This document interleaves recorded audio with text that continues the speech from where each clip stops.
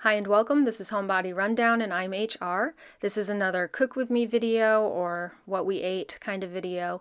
I do not usually follow recipes. Sometimes I do get inspiration from them though. So if that's the case, I will share a link in the description, or if I can find something similar, I'll also include that. I tend to not measure things, I just cook to taste. When it comes to baking, though, I usually do have a recipe, so if it's available online, I will share that. We eat a mostly vegetarian diet, and I say that because we have 5 people in the house at times. My 2 oldest are at college most of the year, but we have a vegetarian, 2 pescatarians, and 2 of the kids eat meat as well. So it's a wide variety of foods that I make, but most of the stuff in this video I think is primarily vegetarian. We're not strict about it, so it's possible that some of the ingredients that I'm using are not vegetarian, like Worcestershire sauce. First up is a creamy mushroom sauce with noodles.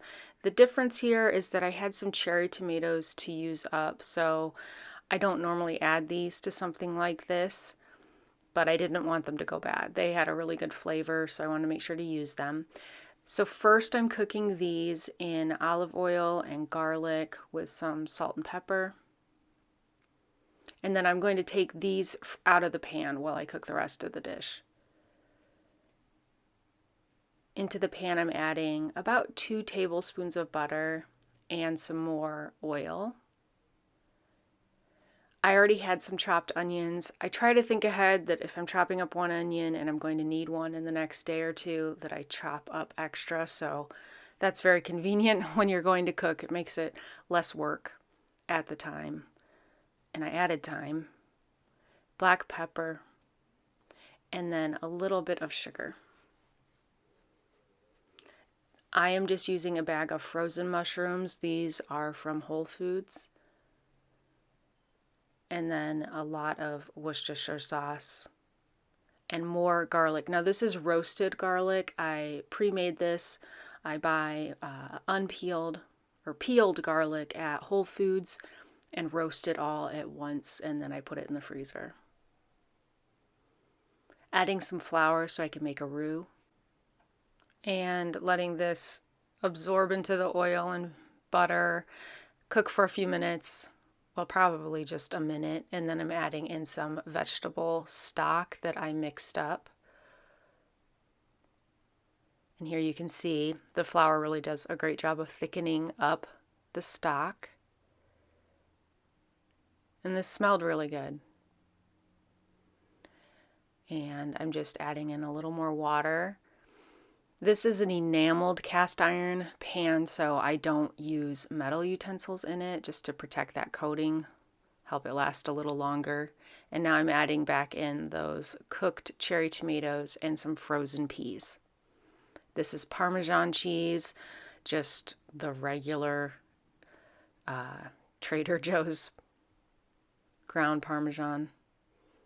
And this is Greek yogurt. It would be really delicious to use full-fat Greek yogurt. I'm using low-fat. And then egg noodles. These I cooked on the side.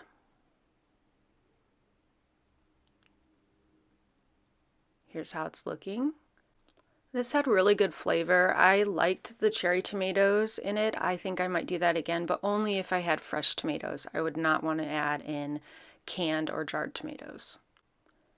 Now I'm making some whipped cream. I'm using heavy cream I got at Costco, and I think it's a more concentrated vanilla. It's called fourfold vanilla. I ordered that from Azure Standard, and powdered sugar. I'm using my KitchenAid mixer with the whisk attachment. As you can see, I don't measure anything, so I do stop the mixer and taste it after it's mixed for a minute or so and just make sure that the ratios are good. Sometimes I'll add a little more sugar or vanilla. And I let this set up a little more than I usually do, so it's a little thicker here. And I am going to put this into the refrigerator. I tend to make whipped cream less sweet, so whenever you see me making it, I do not add a lot of powdered sugar. Oh, I wanted to show this. I was so disappointed in this container. I've had it for a few years and I noticed it has this huge crack, and I only hand washed this because I think it's that acrylic plastic that can't go in the dishwasher, and it has a hinge. But it's a great container. I love the design, but yeah, that was disappointing because I think I paid like $20 for it. So now I'm going to make shortcakes, and I have not made these in quite a while. I have a new food processor, and I thought, oh, well, I'll just try making it in here, which I got the dough blade so that I could make pie crust, which I've done in the food processor in the past. I don't know what I just didn't think this through at all, and obviously I did not read the manual. I'm sure it says to not do this, but this recipe has a lot of liquid in it. So the food processor is great when you're trying to mix fat and flour and just get it crumbled up in there. It does a fantastic job, better than the KitchenAid. However,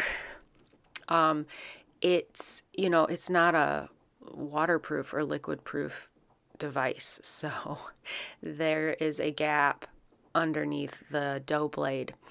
And probably if I had just used a small amount of liquid at a time, like just added a little bit at a time, and it could have incorporated with the flour, it would have been fine. But I just dumped it all in there, and yeah, I did not think that through very well at all. But I mean, taking the lid off, the dough looked fine, but the problem was definitely underneath the bowl where bunch of milk had worked its way up and out, and this could probably cause a really big problem with your food processor if you had too much liquid, at least. So, don't be like me. Maybe actually read the instructions manual and follow, what it says in there.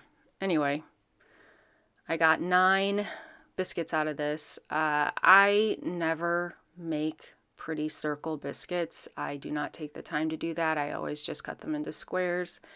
I am not going to take the time to make a shape and then rework the extra dough. I'm going to go with too efficient, but also too lazy. And you know what? They taste the same. So my family still eats them, even when they're weird shapes like this. So anyway, these did not look great. They definitely got a little dark, but I don't know. They didn't look right. So I am making another batch in my KitchenAid, and this is how I should always do this, and it's how I'll do it in the future. I'm using my dough hook, and yeah, spoiler alert, these turned out a lot better because I did not use the roller. Also, probably just in general, the dough is less overworked than using the food processor. So here you can see how these turned out. They look so much better, and yeah, like I said, I just used my hands to shape the dough, so it got less pressed, and they look a lot fluffier, even though the recipe was the exact same. So here's the difference. The KitchenAid are on the left, and the food processor ones are on the right. So I need to not overwork shortcake dough. But they all tasted good. I mean, we ate all of them. Here's a side view. So yeah, definitely a little fluffier.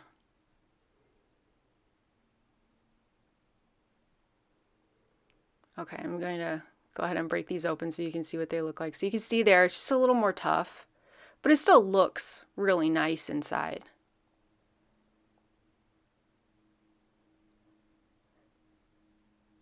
And then here's the one that I just used my hands and not the roller. And I think it just definitely looks more, I don't know, puffier. It just has more air pockets in it, I guess. Anyway, for the topping, I wanted to try making a strawberry rhubarb topping. I have this rhubarb pie filling I bought it at Walmart.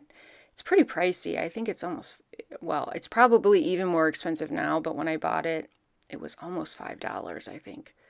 So normally I use the canned rhubarb to make a rhubarb upside down cake, but I had some frozen sliced strawberries from Sam's Club, I started to pour the rhubarb into the strawberries after I had defrosted them, and I realized it was a lot of liquid, so I'm taking out some of the liquid before I dump in the rhubarb. The unfortunate thing with canned rhubarb is the color.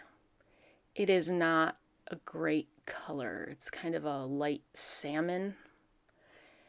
And here, between the frozen strawberries and the canned rhubarb, it was not looking pretty. It kind of had a brown orange tint to it. So I decided to take out some of the strawberry rhubarb on the side and then add blueberries to what was left. I thought the blueberries would add a better color, and they did. So you can see here the blueberry has a much more purple, deeper red color, and then here's the pretty much just red-orange strawberry rhubarb. Plating this up, this is the one, obviously with blueberries.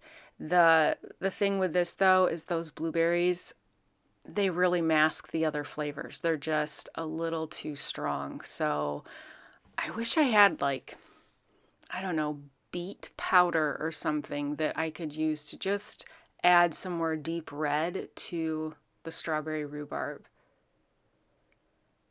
But don't get me wrong, this still tasted great. It's just not worth it to put the rhubarb in there because you really want to get that rhubarb flavor because it's so expensive.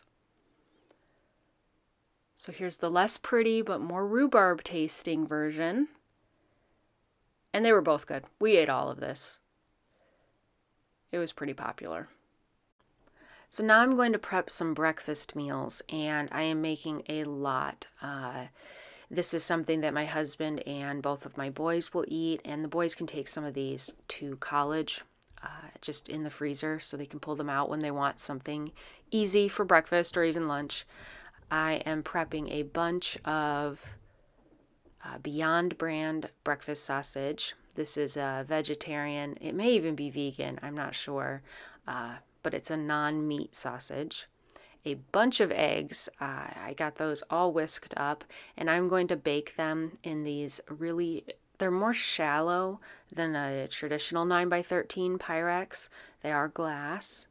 I really like these. I ordered them primarily because they fit in the dishwasher better than a regular 9x13. That's just a more awkward shape, and it just takes up a little bit more room. And I do not hand wash much of anything. So if I can make it fit in the dishwasher better, I think it's worth the money. And I don't think these were terribly expensive. If I can find the link online, I will include that in the description. So I gathered up some more ingredients that I could add to these. I am going to dice up onions and green peppers and get those added into the frying pan when the sausage is done. I'm going to go ahead and cook those together. And I needed to shred up more sharp cheddar cheese. Usually I buy it in these large blocks at Sam's Club or Costco. And I use the food processor. I have a shredding blade for that, so I'm able to use the food processor to shred that up really quick. And whatever we don't need right away, I put in the freezer. So I'm getting that shredded here. And this is what it looks like. I had put in larger pieces. That's why the shreds are so long. And then I usually take a smaller amount when I'm, processing this large block of cheese. And I will put on the slicing blade just so there's some slices of cheese just to snack on. And it does a great job. It makes them really thin, which is what I prefer. I added salt, pepper, black pepper, garlic powder, onion powder, and olive oil to the pan and cooking up the onions and peppers. These are hash browns that are shelf stable, and then you add boiling water or hot water and let them reconstitute before you cook them. I got these, it was a pack at Costco, and I had never bought them before. So these are pretty old. I think I bought them well over a year ago, but they still tasted fine. Here are how the eggs look when I pulled them out of the oven, and while they're still hot, I am putting on shredded sharp cheddar. just to melt in. If I had put it on before, it would have gotten too brown while they were baking. Fried up these hash browns. These look good. So here are all of the ingredients to put into the breakfast sandwiches and burritos. Now normally I make breakfast sandwiches on English muffins, but I had a lot of bagels in the refrigerator because we'd had people over, so I just had a lot of things defrosted from the freezer, and I wanted to use these up. And I'd seen other people, make bagel sandwiches, but I will not do it again. My husband said that for him, it was just too much bread for a breakfast meal. Oldest child was cool with it, but I won't bother doing that again. I'll just stick with the tortillas probably. So anyway, getting these all put together. On the bagels, I kept it more simple just so it wasn't as messy. It's just the egg and the sausage and cheese. I put the onions and peppers into the tortillas. Now I'm going to bake some peanut butter cookies. The butter has sat out so it's more room temperature and softened. And these use white sugar and brown sugar. And I'm using a creamy peanut butter. This is an organic one I picked up at Costco, and it just stirs really easily. So I don't know, this may affect a recipe. I don't know if this has a little more fat than just the traditional Jif creamy peanut butter. But these turned out fine, so I plan to use up this peanut butter in baking mostly. So getting the shortening, the sugars, eggs, butter, and now the peanut butter into the KitchenAid mixer. Getting that all whisked together, and then I'll add in the dry ingredients, and I will turn it on slower to begin with, just so it doesn't make a mess.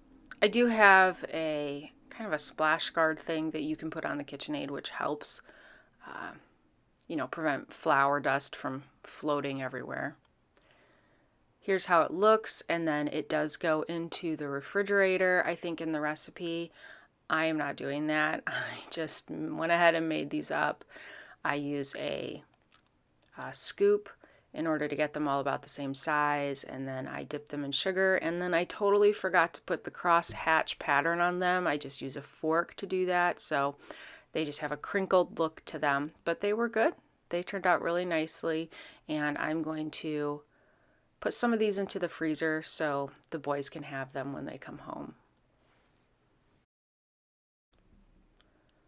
I had used my food processor to make some spreadable butter, and since the food processor was already out and I had leftover brown rice and I had defrosted black beans, so I decided to make a black bean burger really quickly. I am not following a recipe at all, so this does not turn out as well as if you follow a recipe. I also had some of these sun-dried tomatoes, and they were in the refrigerator. That's why the fat looks like that. But anyway, I'm going to just use the unrinsed food processor to mix these up. These are black beans that I order dried beans from Azure Standard, and then I cook them in the Instant Pot. And right here, I should have rinsed those black beans. They had too much liquid on them still. It had kind of thickened up, so it wasn't as noticeable, but it definitely made or created too much moisture in these burgers, so I should have taken a minute and not been as lazy and rinsed them. I did add panko breadcrumbs to help thicken up the mixture. And so it's kind of sticking together. I mean, I thought I would try it out. So I'm just using my hands to form a patty, and then I am going to cook these in a cast iron pan with quite a bit of oil, and they do absorb a lot of this oil. But, there's not a lot of fat. Normally there's not much fat at all in the black bean burgers that I make. There is some this time from those sun-dried tomatoes, and then obviously the butter that was left in the food processor. So I'm only doing 4 just as a test run, and they did not work great. They didn't hold together well enough. They still tasted good, but you can see here they're very squishy. So I went ahead and added more panko breadcrumbs into the mixture, and that was it. That's what it needed. You can see here just how much better they're holding together. And then I went ahead and made them a little bit thicker this time too. I am seasoning them with black pepper, garlic powder, and onion powder, and also salt. I prefer them to get a little darker color, just a little more flavor, I think. And this is how they turned out. I kind of made a Thousand Island vibe dressing to put onto it. And these had great flavor, but right there you can see they're very crumbly. But that's okay. You know, lesson learned. Next time I will definitely rinse the black beans before I add them to the mixture. On this day, I'm making a pasta salad because I made way too much rotini. This kind of happens every time, you know, the older kids go back to school. It takes me a little bit to get more focused and remember to make less food now that there's only 3 of us in the house. So anyway, I had some fresh peppers. So getting those cut up and added into a bowl with, I had leftover corn and then some fresh tomatoes that I diced up. When I make pasta salad, I mean, if there's anything in the refrigerator that could go in, it just gets dumped in. These are black olives. I like this brand and I get those at Costco. These are kidney beans that are in a glass jar and banana pepper rings in a glass jar. And those 2 items I get at Whole Foods. And, you know, obviously, I did remember on something like this to rinse the beans before I added them. So I diced up those banana peppers and rinsed the kidney beans. And then I'm making up just a little bit of a dressing here. Just a white wine vinegar, olive oil, and seasonings. I added quite a bit of red pepper flakes because I just prefer that. And then I did end up having to make more dressing. This was not enough. Here's how it looks though. It does have black pepper, garlic powder, onion powder, and salt in there as well. And here's how it looks. It would be nice. I should have put some, you know, green peas in there, some frozen green peas just for more color, but I added lettuce to mine because we had just a little bit of baby lettuce left over and I wanted to make sure that that got used up. And finally in this video I'm making a chocolate cake, but I'm going to start by making chocolate frosting in the KitchenAid mixer. This is softened butter, shortening. I'm going to add powdered sugar and cocoa powder and vanilla, and then a little bit of heavy cream. You know, if I don't have heavy cream, I just use milk, whatever I have. And I don't measure anything. I just taste this as I go. You know, if it's too soft, I'll add a little more powdered sugar. And I do use the whisk attachment. Frequently, I will mix this up by hand if it's just a small amount. But I figured since I'm going to be making the cake, I might as well use the mixer for this. And I am not going to wash the bowl or the whisk. I'm just going to make this frosting and then use the same bowl to make the cake. So I'm just going to get this pulled out. It looks really good and it had a really great flavor. And I'll set this aside until the cake is baked and cooled down. And I understand if this is stressful to you that I'm using a dirty KitchenAid bowl to make the cake. It kind of bothered me too, but I did it. Anyway, this is a King Arthur chocolate cake. I have not made it before. I will link the recipe in the description. So I did, in that glass measuring cup, mix up some instant coffee. This was espresso powder, the Nescafe stuff that is amazing. It tastes so good. Of course, nowadays it is crazy expensive, But anyway, this chocolate cake does have coffee in it, or a coffee flavor, and well, you add that in and it's supposed to enhance the chocolate flavor, which I have done in a lot of recipes before. And you don't, at least I don't taste any coffee flavor, and I've never had anyone complain about it, so I think it's okay.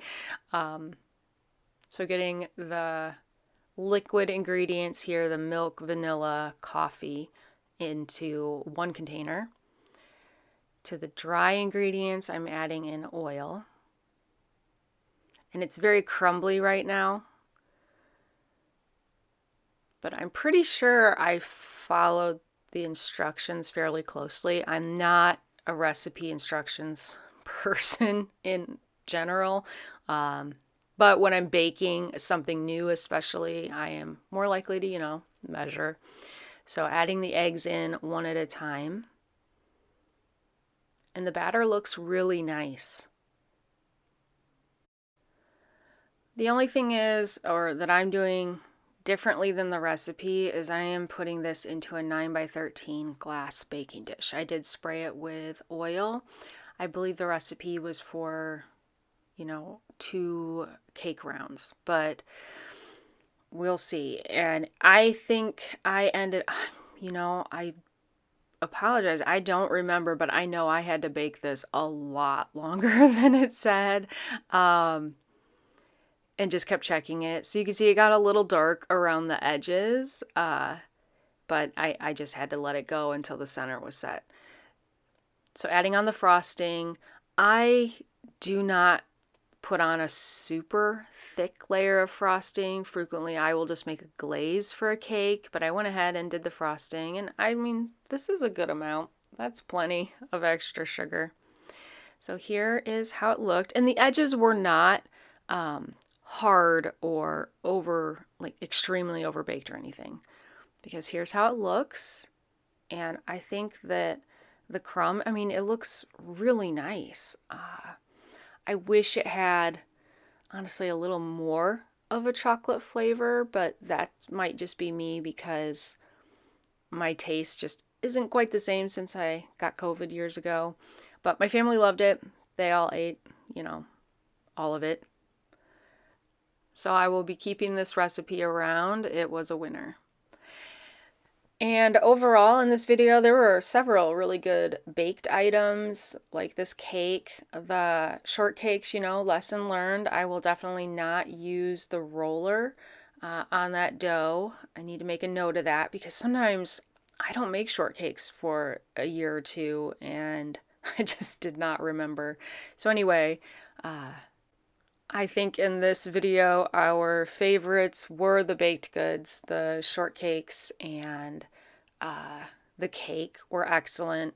Honestly, the breakfast burritos with the hash browns, onions, and peppers added to it was also a big win. Thanks for watching.